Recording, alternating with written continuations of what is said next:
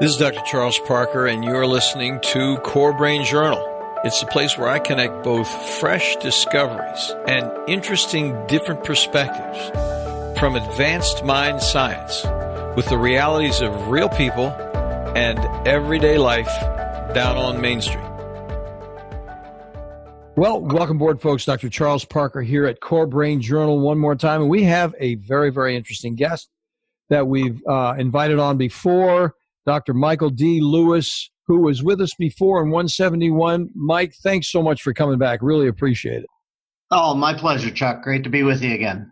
So what we're going to be talking about, guests and friends and people who are listeners, Dr. Lewis was with us before at corebrainjournal.com/171, and we talked about brain injury, CBD, and omega-3 fatty acids. And when you hear his resume, which we're going to abbreviate, and when you hear what we're going to talk about today, you will absolutely stay tuned for this whole thing because this is groundbreaking information, my friends. So Dr. Lewis is going to tell us a great deal about some testing, which is absolutely relevant for really thousands of people once we get up and cooking on it. So let me introduce him first, and then we're going to talk about a new test that they have to measure with a blood test, concussion and brain injury. And we'll hear more about it in just a second.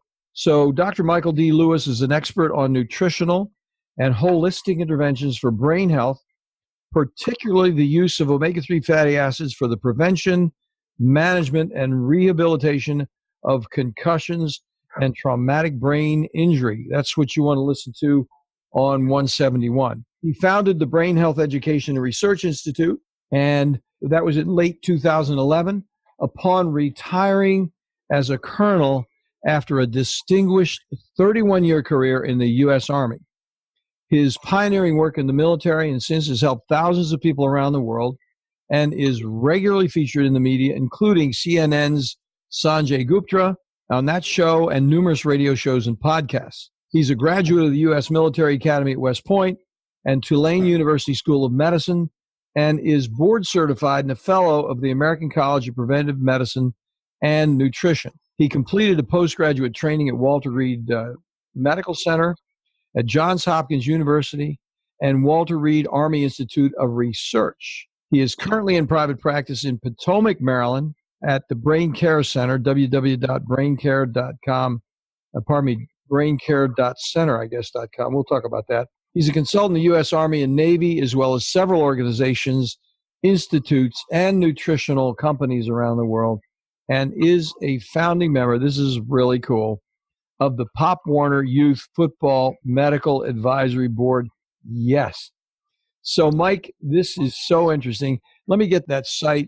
Say it. Is it braincare.center.com, or how does that go? No, it's braincare.center. It's not .com, but okay. See, you're more geeky than I am, buddy. You're right. Well, somebody else already had braincare.com. So. That's right. You're way ahead of me. This is good. All right. So look, let's start talking about this. First of all, take a couple minutes to just reintroduce the really cool conversation that we had before. Just a couple sentences on what we talk about omega-3 and CBD and all that with brain injury and how that led you to this current material that you're into.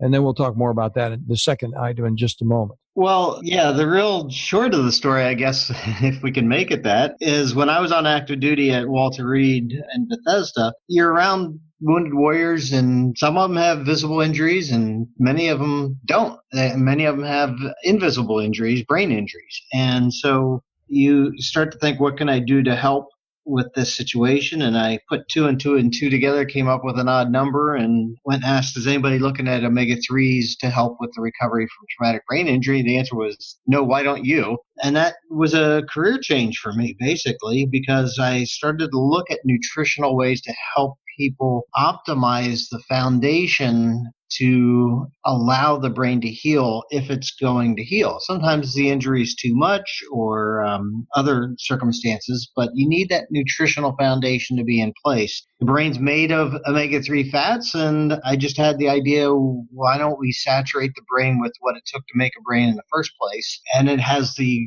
nice side effects of, often in the doses that I talk about, of decreasing or even eliminating a lot of the symptoms that we see in concussions and brain injury, often within 1 or 2 days. And so at least start somebody on the way to improving their life function. They're optimizing their ability to get back into society.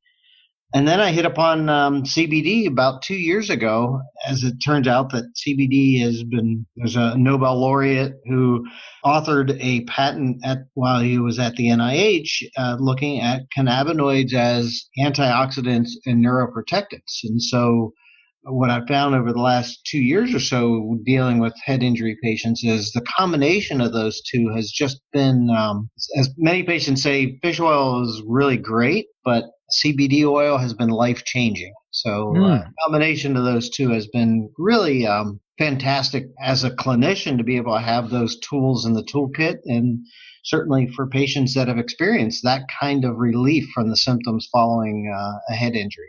Totally interesting. And what rolled my socks up and down when we talked before, Mike, was the dose of omega-3 fatty acids.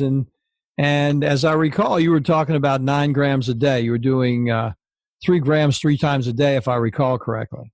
That is correct. And depending on how long, if it was a recent injury, something a week, this past weekend or whatever, somebody's reaching out to me, I'll do that typically for a week before I get people down to a sort of a normal dose. What I would consider 3 grams a day is what the FDA recognizes, generally recognized as safe.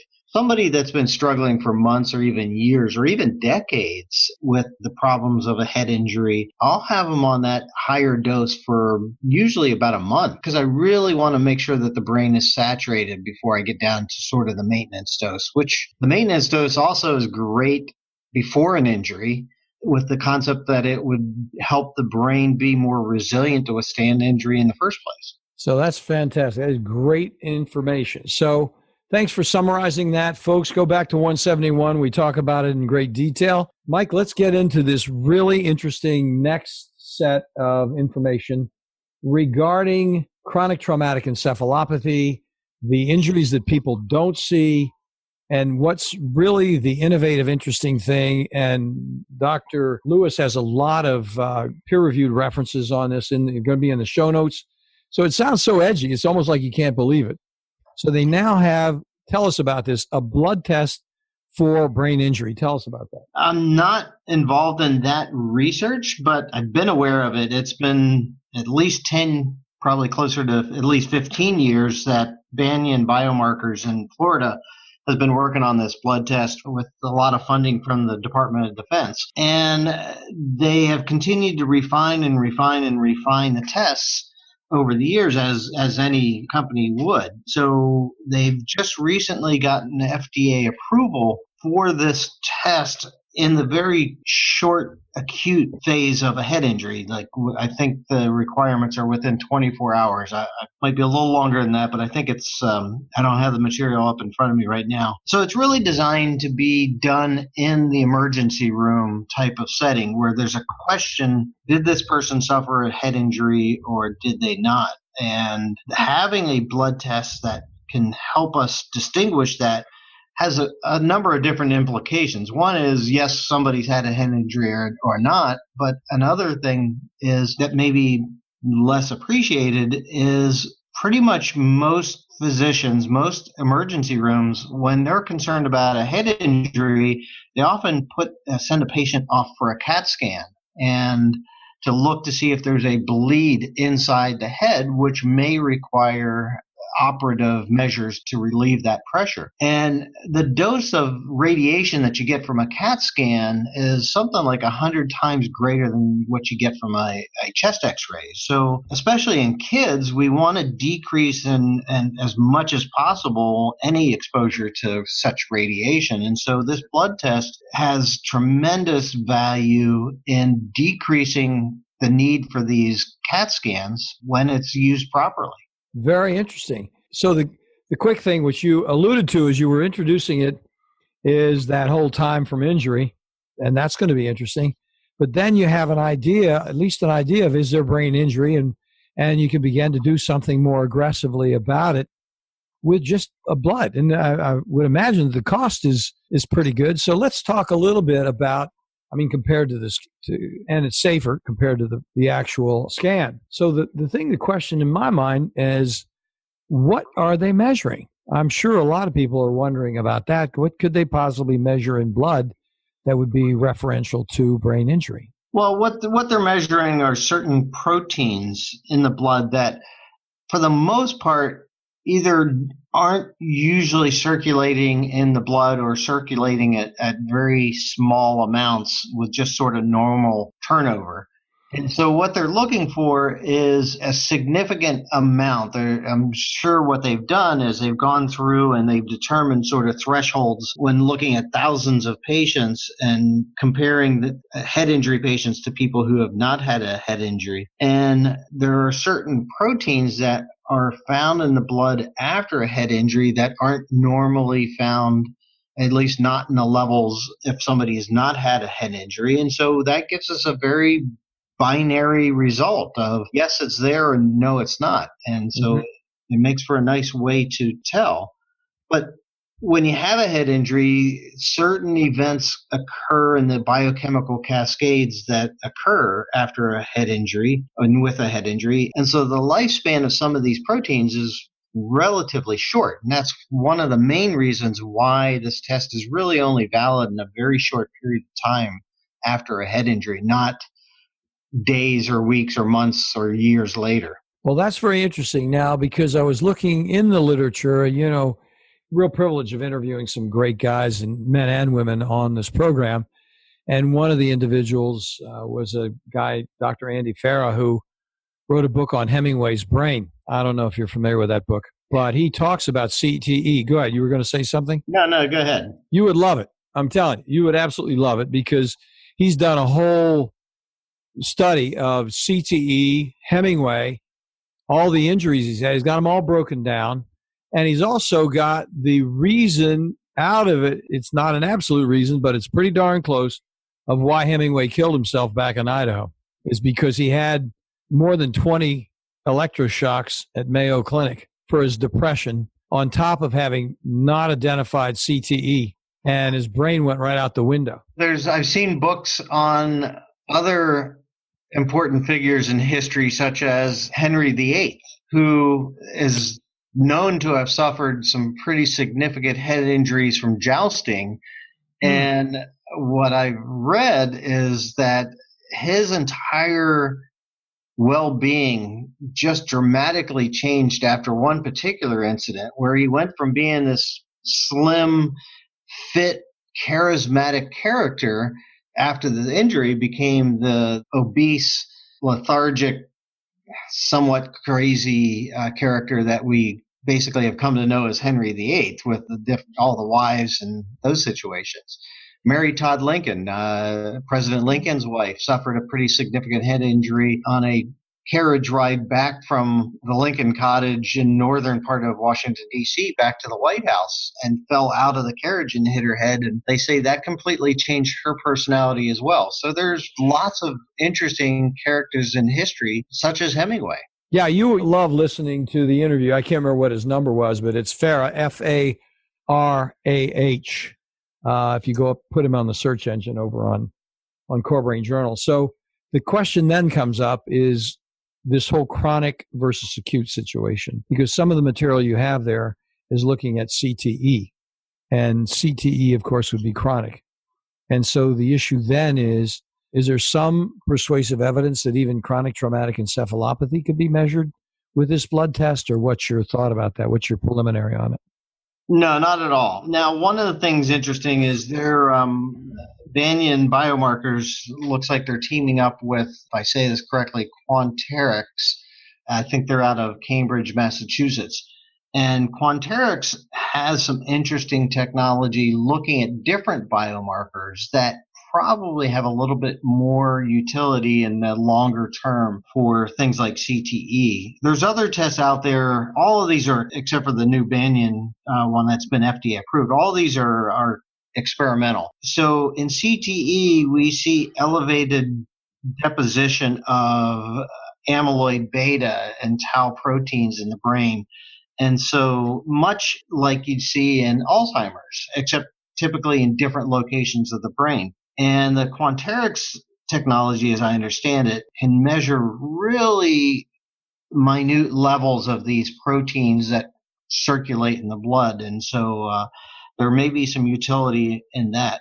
Probably more promising is some of these PET scans, ligands that have been developed out of, I know it's been tested at UCLA, but I'm not sure it was developed there, but where basically you inject basically a radioactive isotope that will bind to the amyloid beta in the brain and allow you to image it. And I think that has a lot more promise as far as being able to detect CTE in living people, whereas currently the only real accepted way to tell CTE is on autopsy. That is so interesting, because it was amazing to me because I've done a lot of single photon emission computed tomography with Eamon out in California. And so that whole ligand thing and even tagging neurotransmitters, taking a picture of them on PET and seeing what's going on with the neurotransmitter picture. But that is totally interesting, because the idea that you can actually put something that would actually seize on one of those proteins and it would light up in a certain way, that is totally interesting, isn't it? Oh, it's fascinating. I lean much more towards, so what? What are you going to do about it? Yeah, me too. I'm totally with you on that. That's my next question. And so while this is all great technology, I mean, one of the things I approached the researchers right after that first study came out of UCLA and said, and it was in some football players, and it was only like six guys, and like what I tried to pitch was, let's take these six guys. You've got a great study, a great baseline. Let's do 3 months of high dose fish oil and do the scan over again and see what happens. And couldn't get them to buy into it. It was mostly a financial issue, because who's going to pay for that study? But certainly not big pharmaceutical companies. They don't have a fish oil. So yeah, right. No, there's no investment there. Yeah, there's no investment there. So I would have loved to have done that study. I still would love to do that study if anybody's got a couple $100,000 they want to put towards that. And that would be totally interesting. I would think the DOD would get behind that. Well, unfortunately, I had already retired and left DOD, and so you lose a lot of that cachet that you have either being on active duty or being a professor at Stanford University or UCLA or wherever. Yeah. And I opted a different approach. I had been in the Army for 31 entire adult life. I decided to get out of the big machine and not jump to another big machine, but decided to have a go at it on my own. I'm going to drop a name when we get off. I don't want to put anybody on the spot on the recording here, but I've got a name that you might be interested in from somebody else that I interviewed that might be able to hook you up with something like that. And he's already got some DOD money, and he's doing some very specific things in the same field that you're doing, but not directly related to brain. So I'll talk to you about him when we get off, because I think it'd be really interesting if you guys are really singing a lot of the same music from the same hymnal, just approaching it slightly differently. And he is a little bit on the inside more than you are at this moment, apparently, from what you said. So I'll share that with you when we get done. So let's go back to what you've done and what you've experienced. Now that we're into what do you do about it, let's talk about that a little bit more, because this will take us back to, and I'd like to kind of, in a way, elaborate on what we talked a little bit before about. So CTE, guys like Hemingway, people like Mary Todd Lincoln, any one of these people, like Henry VIII, they would have done better.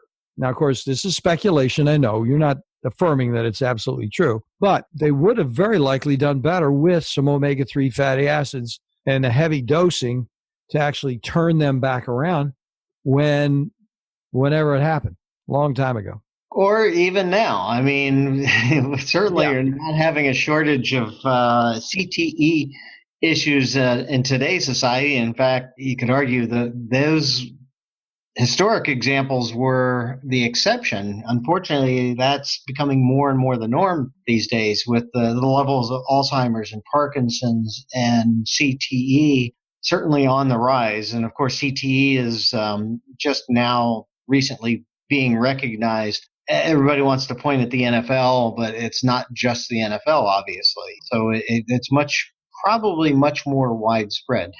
Let me just say that, in my opinion, and I wish there was a way to prove it, and there's no way you can disprove it, but my opinion is, when you're talking about the link between a head injury and CTE 20, 30 years down the line, sometimes less, sometimes, certainly it happens in younger people, and that's always a tragedy as well. But the link between there that nobody really seems to be talking about is chronic inflammation.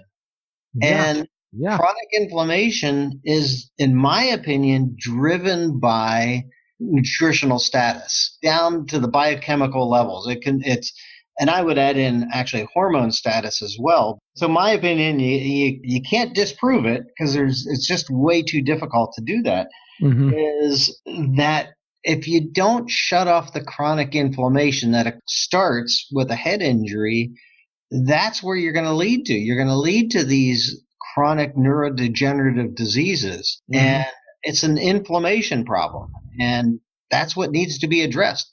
I love the fact that you said that, and it leads to another question. And that is, I'm not strong on this, but I know a little bit about that, and that's phosphatidylcholine from lecithin, which is a different fatty acid. So what's your opinion about that? Do you mix it with omega-3s? What's your thought about phosphatidylcholine? Or have you had any experience? You may not have had any experience with it. There's so many things that are possible and potential. Clearly, the concept of using omega-3s in the doses that I think are optimal to right-size the equation of inflammation, it's not mainstream medicine, even as much as I would love it to be, and I think and believe that it should be. We haven't gotten to where it's mainstream medicine. So you could go down any number of rabbit holes very quickly with this substance or that substance, and I could sit here and name off 50 different things that might help, phosphatidylcholine being one of them. Where do you go when we can't even get one right? How are we going to get the other 49 or 50 right as well? And so it just would take, and you're talking about nutritional stuff. So there's not the funding out there to really evaluate that. And we try to, as a scientific society, we try to isolate these things and find that silver magic bullet. And that's just not reality when you're talking about nutrition. Yeah. Well, it's such a complexity. I mean, the problem is it's a complexity. And what you're saying very clearly, I mean, if we could go in there and see, one of the things I think is provocative about being able to measure proteins, the question then is, could something actually improve? Could you measure improvement in some specific way that would show the positive outcome on a biological level of adding one of these supplements and doing the dosing correct and all that sort of thing? Right. But one of the issues that we have with all traumatic brain injury, including concussions, because concussion is a traumatic brain injury, is that I say concussions are like snowflakes. Everyone is different. And so when you have something that is so widely varied and across all ages and gender and race and everything else, when you talk about doing real thorough research, you're talking about astronomical numbers to be able to separate out and have some of that background noise be reduced. And that's just not feasible. Understand that, because that is the problem with the whole nutritional thing in the first place. It's one of the reasons it continues to be controversial, and you just don't have the data as firm as you would like to have it. And so you have a guy like yourself who's out there on the front end really taking care of people. You've seen some things happen. You've looked at the doses. You've seen some differences in terms of how people respond. And that's great, but you're being humble about it. You're like, hey, guys, let's get the data together. It'd be great if we could. So people say, contact Dr. Lewis if you got $100,000, because he's got a plan. There's a lot of things we could be doing. And I really, when I was on active duty, I really tried to get DOD to look at developing an entire program on this concept because I think that they had the need. They just didn't have the know-how to put together. And frankly, when you start talking about nutrition with scientists, in particular physician scientists, they're like, no, they don't believe it. And one quick story of a pediatric surgeon in Boston who was working on some stuff that he found that using a particular kind of omega-3 basically took this infant mortality from 100% or close to 100% to 0%. And one of the things he used to tell me was, he goes, my results are so unbelievable, nobody believes them. Right.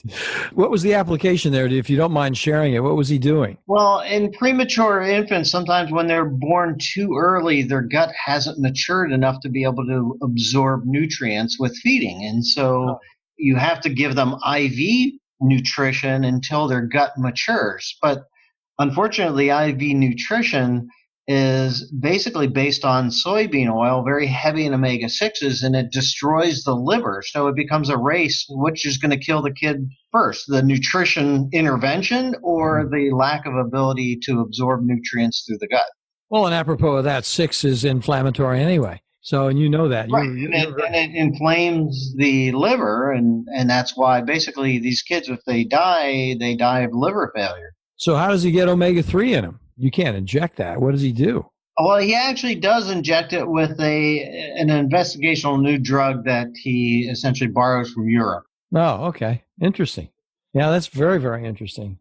Well, this has been a great conversation. I appreciate you taking the time. You know, it's been this is a very, very interesting thing. So are these testing available through you, or what's the hookup on how people can evolve their own practice with this investigation? Just received FDA approval. I don't deal with acute concussions, and that really is meant for more the emergency room type of setting.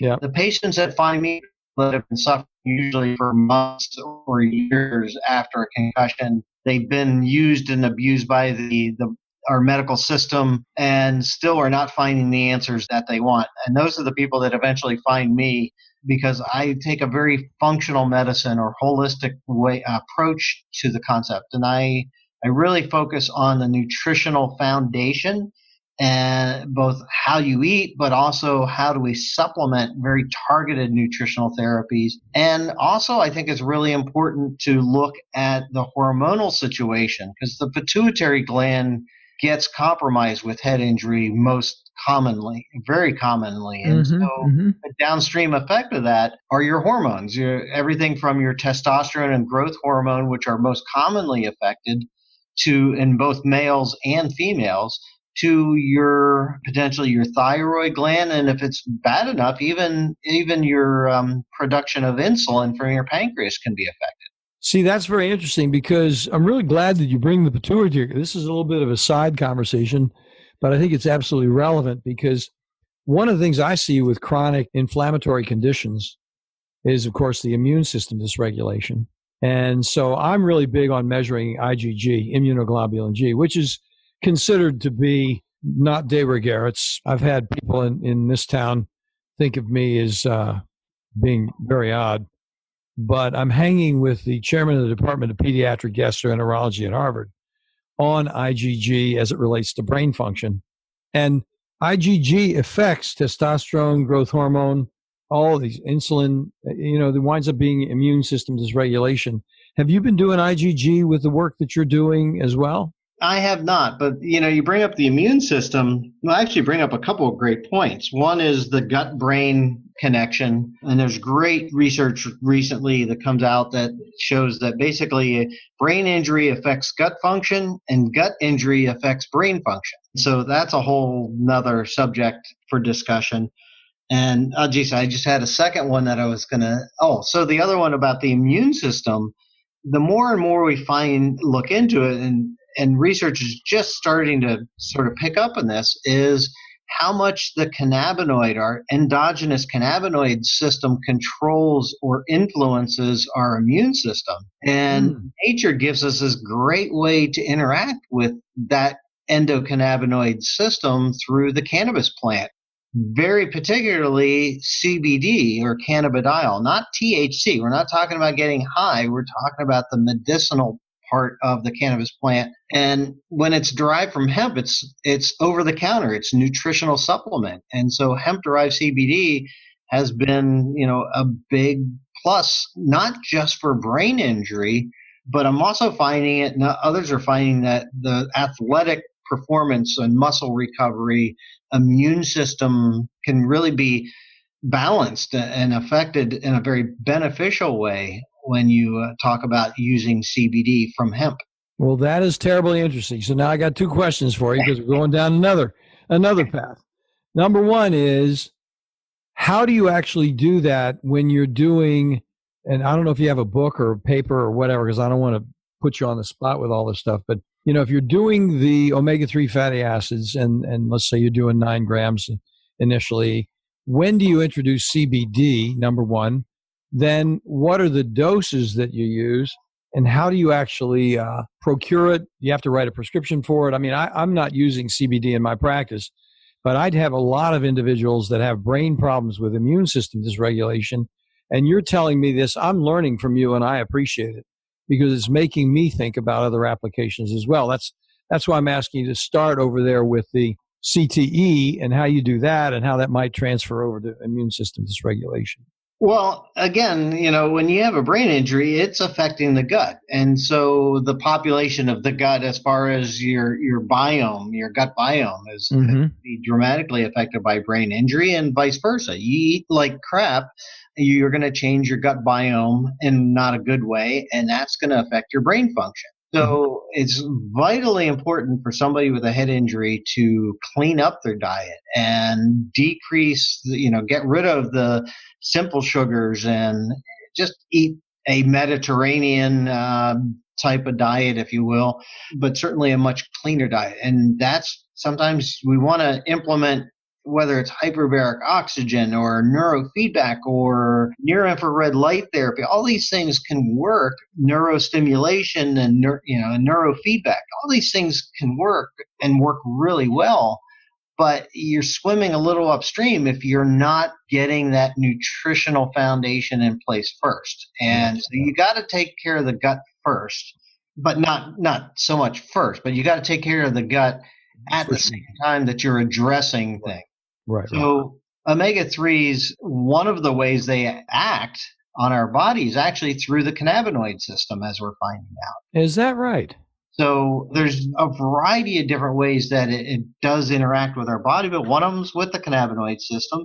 But hemp gives us that direct beeline right for the cannabinoid system, and depends on the preparation of CBD. If you take more raw CBD that's not been activated and decarboxylated, it's going to interact much more with the body's immune system and has been found to be tremendous for athletic recovery.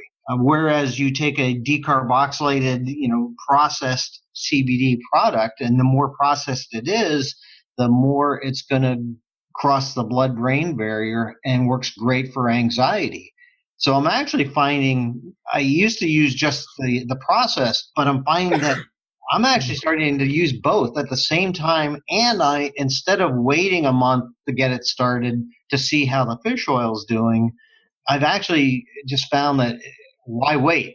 I'm just starting my patients on it as quickly as possible on both of them, or all three of them, the raw CBD, the processed CBD, and refined CBD, and fish oil. I just right out of the gate start them on that, and almost always start people on good quality probiotic and digestive enzymes because that's so important. Well, hesitating to ask this question just because I don't want it to look like a commercial thing, but on the other hand, I'd love to know, and I think listeners would like to know, what's your resource on CBD? Do you have a particular company you prefer to work with?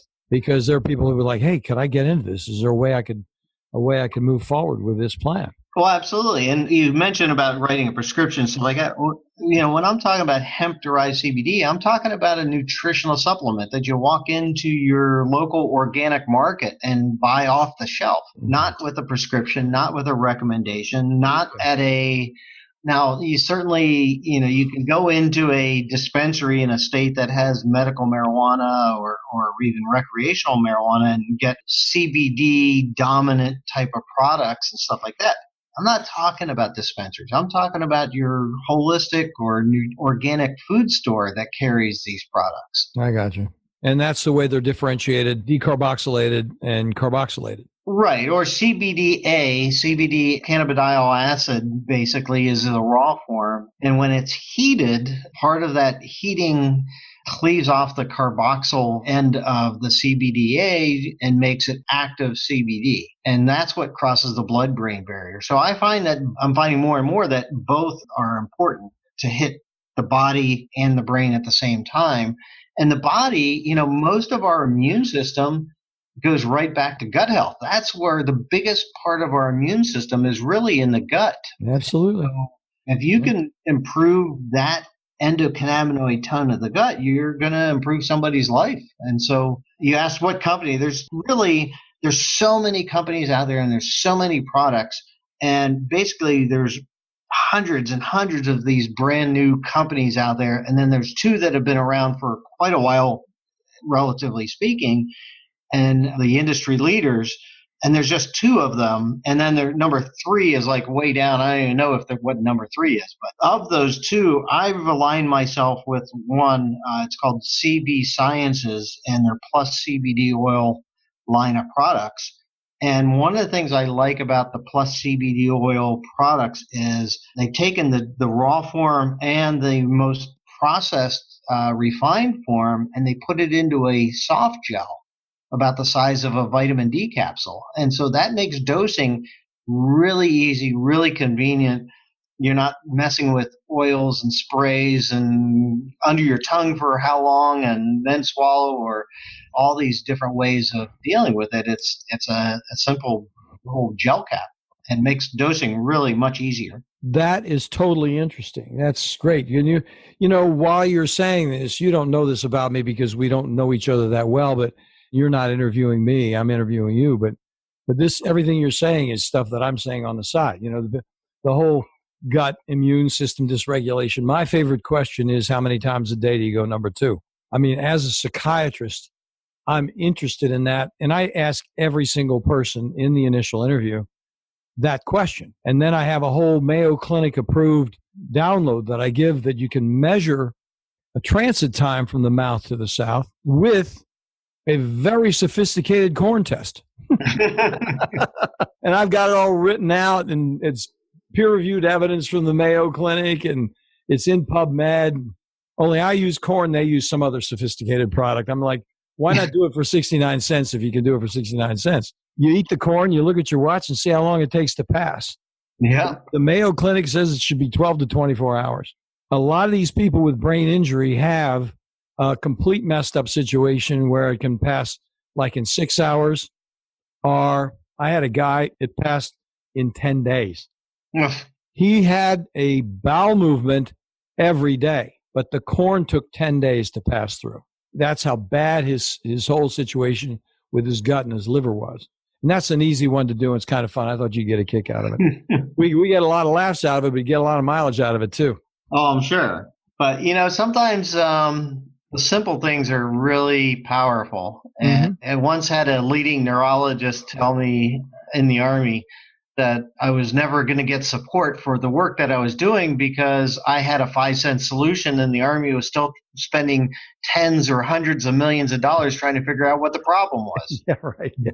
Isn't that true? It's a funny paradoxical situation because it just doesn't sound like it should be that simple, but it's not that simple, but the markers are simple. I mean, the issue is if the markers are increasingly simple, then the answers start to come into focus. You start to think about, hey, maybe we can do this after all. Maybe this will be helpful. Well, the other thing is there's the tendency that we can find a magic pill that's going to cure everything, and therefore we don't have to be responsible for our own health. And so what I've started to do with every patient that comes in, I tell them, you are responsible for your health. If I give you a prescription for an antibiotic because you have an infection, you still have to go to the pharmacy to submit it. You still have to wait for it to be given back to you. You have to take it home. And you have to take it and you have to complete it. Any one of those steps along the way, you could decide you don't want to do it. Yeah. So it doesn't matter what we're talking about. You are responsible for your own healthcare, even to that extreme. That is the biggest quandary in my office every day. Is that person going to follow through or not? It helps that I pitch it in a certain way, and then we got to figure out how to do the follow through, because a lot of people do need their hands held because they lose the focus on the whole thing. Well, I'm not a psychiatrist, but I got to tell you 80, 90% or more, probably 80 or 90% of what I do is psychiatry. Yeah. I didn't sign up for that, but that's what it turned out to be. Well, because of who you are as a person, it's going to be fun anyway. You got a great attitude. It's just been great talking to you again, Mike. I'm telling you, you're really offering a lot to the recovering community for the kind of things you're talking about. And I just appreciate the fact that you're objective, that you're a little on the anecdotal side, but you're just like I am. Let's get the data together. That's really cool. I think what happens is if we stay on the data side as much as we possibly can, and yet look at opportunities and don't dismiss the opportunities because the data isn't completely there, then it's a totally reasonable way to proceed. And I want to thank you again for taking the time. Folks, remember, before you go off, you can listen to Dr. Lewis again on 171. And then we're going to have all of his, not all of his research, we're going to have some of the notes from the research that's there on this concussion testing. And don't forget that you can go to his website, Mike, which is, if you'd tell us, please. Well, my nonprofit is brainhealtheducation.org, brainhealtheducation.org. My practice website is braincare.center, not .com, but .center. Yeah, I got to get that right. And I would say if you really want to get into a little bit more detail, particularly on the omega-3 side of things, is go to whenbrainscollide.com and get a copy of my book. It's available on Amazon. When Brains Collide, and I say it's a book about hope. When patients are being told, or parents are being told, that there's only time will heal the brain, there's nothing we can do, I just didn't accept that, and I want to tell people that there is more you can do, and you don't have to accept that sentence, that there are things you can do, and I lay out that process with the omega-3s and CBD in the book. Thank you so much for reminding us about that. I should have pulled that out of the notes. You did a really great job of giving me notes, but it was, there's so much there. And I was like, what am I going to talk to this guy about? There's so much interesting information there. Well, we found one or two things. Yeah. Mm-hmm. Well, thanks again, Mike. Listen, we will have you back. You have another thing that comes up. Just keep us posted. We love talking to you. I'm sure the listeners love talking to you. And, it's funny. You and I are having a conversation, but it feels like they feel like they're right there with us, I'm sure. Well, hopefully we reach one or two people out there and maybe even change their life. So yeah, that's what we hope for. Thanks for listening to Core Brain Journal.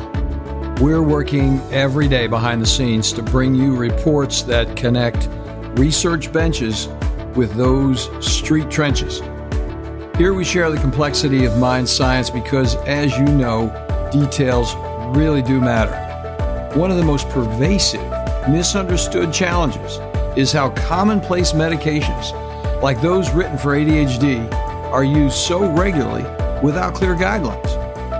If you think you'd like more specifics, take a minute to download my 2-page PDF packed with video links and references on the absolute essentials of how to start ADHD medications. They're easily available at corebrainjournal.com/start. Thanks for listening. Do connect and stay tuned. Together we can make a difference.